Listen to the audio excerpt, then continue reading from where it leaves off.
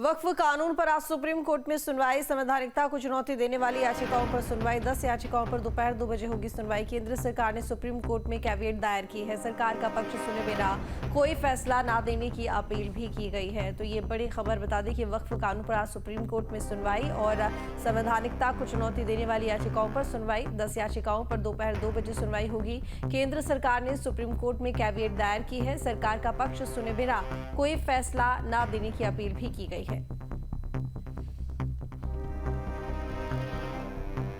अमित हमारे साथ में जुड़े हुए हैं लाइव नोएडा से संवाददाता अमित, क्योंकि आज सुप्रीम कोर्ट में सुनवाई होनी है। लगभग 10 याचिकाएं हैं जो कि दायर की गई हैं। ऐसे में वक्फ कानून को लेकर सुनवाई होगी। सभी की नजरें आज इस सुनवाई पर रहने वाली हैं। क्या कुछ खास आज हो सकता है सुनवाई के दौरान?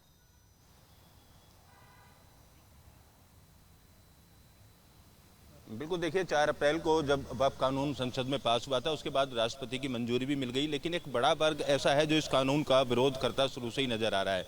ओवैसुद्दीन की बात की जाए या तमाम मुस्लिम जो संगठन हैं उनके द्वारा सुप्रीम कोर्ट में 70 के आसपास जो याचिकाएं वो दाखिल की गई थी, लेकिन उसमें से 10 याचिकाओं को लिस्टेड किया गया है। उन आपत्तियों पर आज सुप्रीम कोर्ट 2 बजे के आसपास सुनवाई करेगा। केंद्र सरकार की तरफ से भी अपनी तरफ से कैविएट दाखिल की गई है और सरकार का पक्ष सुनने की भी दलील की गई है। तो 2 बजे जब सुनवाई शुरू होगी तो देखना होगा किस तरीके की दलील मुस्लिम पक्षों के द्वारा या इस कानून का विरोध करने वाले जो भी लोग हैं उनके द्वारा किस तरीके की दलील दी जाती है। अनुच्छेद 32 के तहत किसी के अधिकारों का हनन होना जो पाया जाता है उस मामले में सुप्रीम कोर्ट संज्ञान ले सकता है, सुप्रीम कोर्ट अपना फैसला सुना सकता है।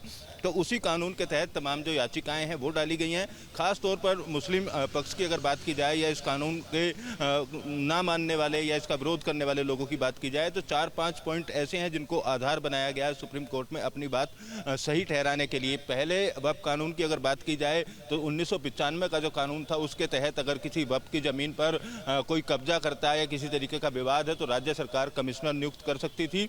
लेकिन अब नए कानून के तहत अगर बात की जाए तो जिले का कलेक्ट्रेट यानी जिलाधिकारी जो होगा वो इस जमीन को लेकर फैसला कर सकेगा। पिछले अगर कानून की बात की जाए तो ऐसी जमीनों पर भी वक्फ का कब्जा हो जाया करता था जिन जमीनों का काफी लंबे समय से इस्तेमाल कर रहे हैं, भले ही उन जमीनों के कागज वक्फ के पास ना हो बावजूद उसके वो जमीन वक्फ की मानी जाती थी। तो इस तरीके की 4 से 5 आपत्तियां हैं। उन आपत्तियों को लेकर जो मुस्लिम संगठन है वो वहां पर पहुंचे हैं। जिलाधिकारी को नियुक्त होना, साथ ही जो बोर्ड है उस बोर्ड में गैर हिंदू 2 लोगों को पद पर रखना, इस तरीके की कई आपत्तियों को लेकर फिलहाल इस मामले को सुप्रीम कोर्ट तक ले जाया गया और सरकार द्वारा पास किए गए बिल को चुनौती दी गई। अब देखना होगा कि सुप्रीम कोर्ट सरकार की दलील सुनने के बाद और जो आपत्ति करने वाले संगठन हैं इनकी आपत्ति सुनने के बाद किस तरीके का निष्कर्ष देगा। लेकिन आज की जो सुनवाई है 2 बजे शुरू होने वाली है वो बेहद महत्वपूर्ण मानी जा रही है और पूरे देश की सुनवाई पर नजर है। जी, लगभग कितने बजे ये जो सुनवाई है ये होनी है? और दूसरी बात ये भी जानना चाहूंगी कि सरकार की तरफ से ये कहा गया कि उनका पक्ष बिना सुने कोई सुनवाई या कार्रवाई ना हो इस मामले पर। तो सरकार की तरफ से अगर हम बात करें यहाँ पर अधिवक्ता को लेकर या फिर तैयारियों को लेकर तो क्या की गई है?